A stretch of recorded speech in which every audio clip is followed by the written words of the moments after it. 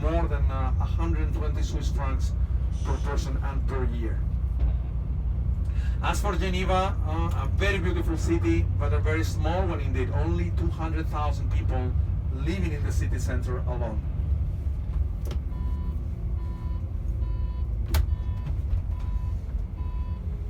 Here on the left-hand side, the Ecumenical Center, this institution right there that groups 151 Christian churches around the world. So we have the huge majority of the churches of Christianity, with one big absence, the Roman Catholic Church, that does not belong to this organization.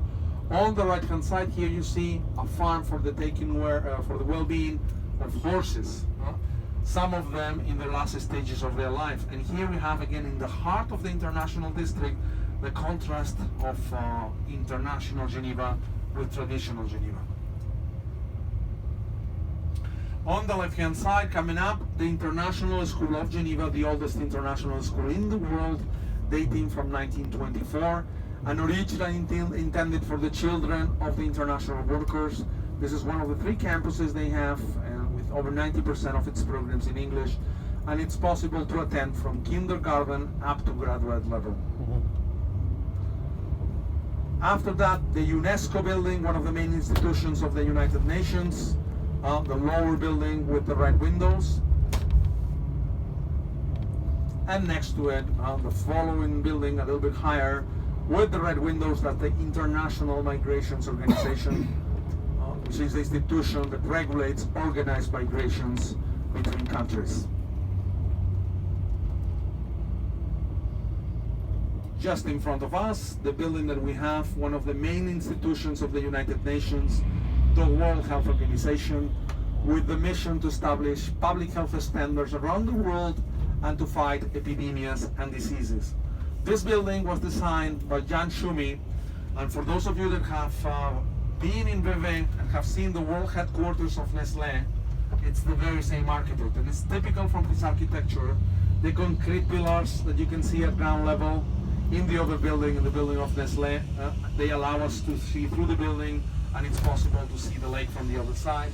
And also the size of the windows. These windows are much bigger than the regular Swiss window. You see on the left hand side, it says that it's even forbidden to smoke on the parking lot. So this may be one of the cleanest places of the city of Geneva. However, you know, I can tell you that I see the people coming out of the parking lot and they come to this area to smoke. So it doesn't really make a difference. Yeah, they don't smoke there, but they do it here. Next to the main building, we have this lower building that is for conferences, because we have over 6,000 conferences a year from international organizations, and it's not possible to have them all at the main building of the United Nations.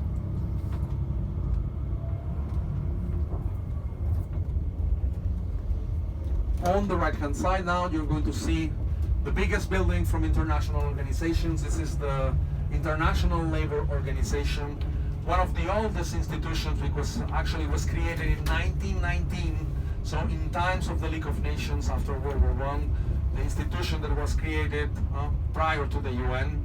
And this is one of the most democratic international organizations, because it has a 3-government ruling body on equal basis. On one side, the governments, on another one, the employers, and finally the workers.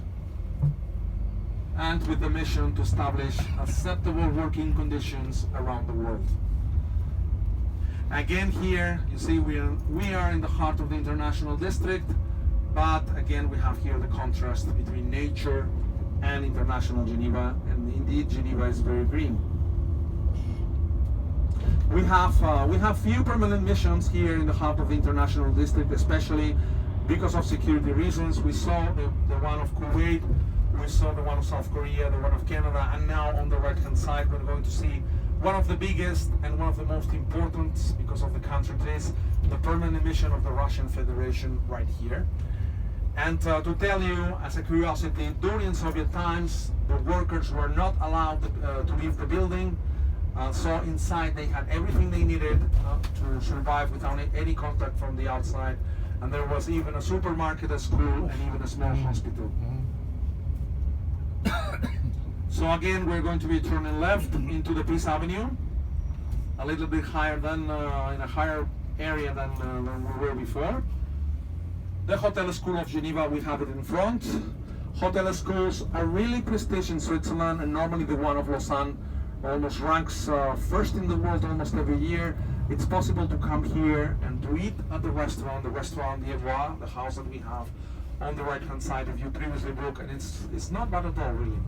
On the left hand side, the International Committee of the Red Cross, the most international Swiss and Genevan institution, the Red Cross that was founded in 1864 for what we call the Committee of Five very important people from the aristocracy of Geneva, but really the father of the Red Cross is considered to be Henri Dunant, a Swiss businessman who happened to be in Italy in 1859, where he presents the Battle of Solferino, where 20,000 soldiers died on the battlefield without any type of medical assistance in a single day. And indeed, he was very impressed from what he saw that day, that when he came back to Geneva, he wrote the book